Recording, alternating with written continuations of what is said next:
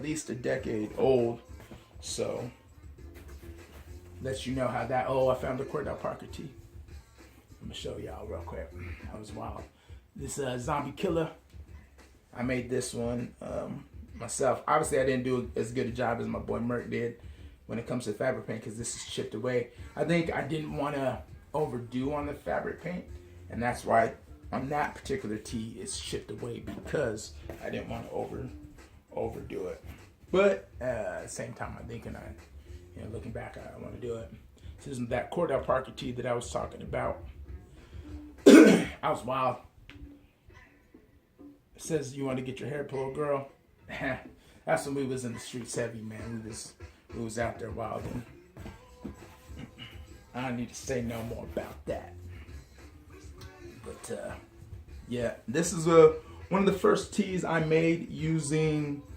I have a heat press, so I do heat presses on my shirts. Professional heat press gets to like 400 or 500 degrees or whatever and whatnot, and then you do transfer paper. This is a Lil Wayne tee that I made, and this is a huge tee because I was gonna sell it, but it's Lil Wayne and the Young Money symbol on there. I thought this shit is still dope, and it's still fresh because I ended up not selling it, but I ended up keeping it because I was like this is 3XL shit. Ended up just keeping it, obviously, because I was like, Frank is selling, I'm gonna keep it and maybe sell it later, but definitely use it as an example for people. This is one I did for work. This was a work tee that I did. It was the Bears. I forgot what it was for, but it was something work related. This tee is actually still size is this. It was double XL. Bit too big for me nowadays, but just an example of some of the work I've done. There's another Cordell Parker joint in green.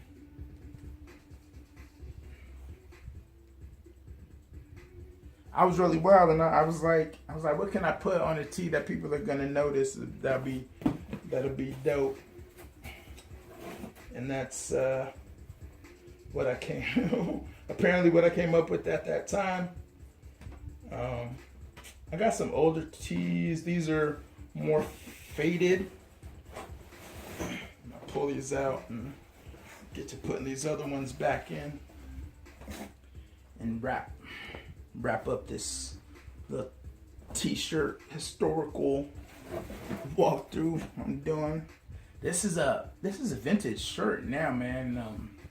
I could probably sell it to this AZ Thread place that buys tees because I kept this in great condition. This was when we was rocking real baggy stuff.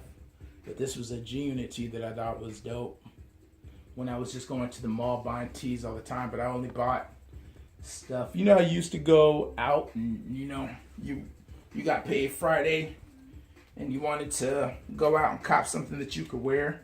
I'm gonna put this aside because this is a vintage shirt nowadays. But yeah, one of those shirts that I bought when I went out and I was gonna head to the club or whatnot that night and cop that joint. This is one of the first designs I did too. This Crew Love joint. It's a vintage, or not? Well, yeah, I guess it was an old vintage picture of like some of the first samurai. So like the first pictures of samurai warriors. Called that joint Crew Love. Still think that thing's dope. I got these last three here. This is Cobra Commander. It shit looks fresh, like even like faded and whatnot. I think it still looks dope. It's that Cobra Commander joint. Obviously, it looked real dope when I first came out with it. Shit is can't go wrong with G.I. Joe, bro. Big Frankie G. I make shirts for sports stuff. I don't like to do it's picture tees, so I don't like to do like your just like your team's logo. I like to find cool, pictures. Because if you're gonna do it, you want to do it like one of a kind, type deal. And this was training day. This is Bruce Lee and Yip Man, which was, if you haven't heard of Yip Man, it's all Ip Man, which Donnie Yen is in the movie. He's obviously the old dude. And that was the young Bruce Lee training. That's why I called that joint training day. I still want to do this one. I might switch up the font and redo that one. But yeah, man, those are a grip of teas that I did and collected over the years. So wanted to run through that for you. What else did I wanted to mention here? It was creating content. It was the t-shirt business and more so far on the business side of things I haven't really touched on. If you sell, nowadays it's a lot easier. When I was first doing this is hand-to-hand sales. It wasn't really big internet stuff. I wasn't really savvy on the internet aspect of it, and still the internet was new for people buying things. Now anybody can do it. Anybody can hop on and just start selling. But now it's like you got to come up with your own concept, because there's the market is flooded. So you got to come up with your own concept, your own design. Definitely stay on it. Like, you can sell to your friends and family members, but it's really getting those strangers to pick up on your stuff. What I'm looking to do now is to get my shirt in the hands of, people like rappers, especially local rappers and things like that, to wear at their shows. So I'm going to be getting shirts out to people I'm feeling their music, want them to, rock my stuff at their shows or whatever they might be particularly doing, and letting it grow from there. But you got to stay on top of it, man, because I've went through a lot. Also, find a good printer. Is my boy DJ Slippy has a company called Reliable Creatives. He does real good work. So if you guys are interested in that, his name is DJ Slippy. You can find him on Facebook. And the company is called Reliable Creatives. And when I go through, I'm also doing a t-shirt podcast, and I'm just going to be talking about t-shirts. So I'm going to go through DTG, direct to garment, versus screen printing, versus other things that you can do yourself. Like I mentioned, fabric paint, and doing your own t-shirts, your own little designs, whatever you might want to do.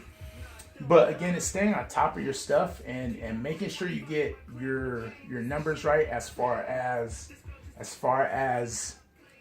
what you're spending.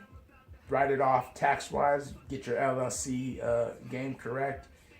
Write that off, what you're paying for things like that, and getting your numbers right. That's the stuff that I failed at doing, because I was just like, man, I just want to sell shirts. But if you got to think like it's a business, because it is a business, and you got to push, your business forward, and you got to get your numbers right. So know what you're putting into it, knowing what you can write off, knowing what you're putting out, and then getting back. That's the part that, again, I failed to do, but I will, I've learned from that, so I've gotten better at it. So starting my website, the Store Envy website, but also it's knowing what to put out, and not putting out just so much shit that people are like, oh, well, you got so much shit, like, why am I gonna buy this particular design when you got all these other ones? Because people are, I guess, fickle in that way. So you sort of want to limit what you're putting out, and push whatever say 4 or 5 shirts that you like in particular. Push those joints to the end of the limit, man, and then push past that and keep going, and then re-up, and then come with the next wave, and keep going on that, and then just redo it. So you'll find your groove eventually, and once you find your groove, you want to stay in that shit for as long as possible. So if you're out there and you want to do t-shirts, again, I'm going to be doing a t-shirt podcast, as well as a fantasy football podcast called No Kickers Allowed, because I'm a big fantasy football player. So I'm going to be doing a podcast on that. So those are 2 things that I'm doing. I'm also going to be, I'm going to create a business card right now, actually, and I'm going to put my podcast on it. So I'm going to hand this out to people that I know, just to get my podcast audience up. And I appreciate people sharing. I appreciate the likes. I appreciate the love that people have shown, and everybody's hollered at me in regard to this podcast, and just for taking the time and watching it, because I know I'm taking up people's time in their day and whatnot. So the business, though, you know, keep at it, keep going, and don't be so worried about your failures. Don't be so worried about, because you got to fail to learn. Don't be worried about your failures. Obviously, you see all the shit that I've done in the past that hasn't necessarily worked, but I've done it and I've learned from it, and now it helps me in my new ones going forward. And obviously, even with these tees, I'm going to be converting these to like posters and flyers and things that people can put on their desk at work. So that's a big thing as well. There's Netflix and Pasta by my boy Play B. She's dope.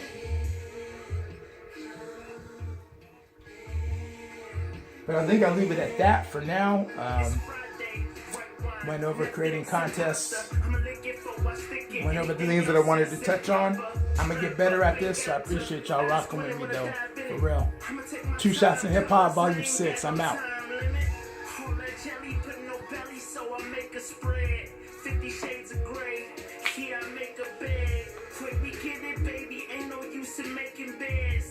She whispered to me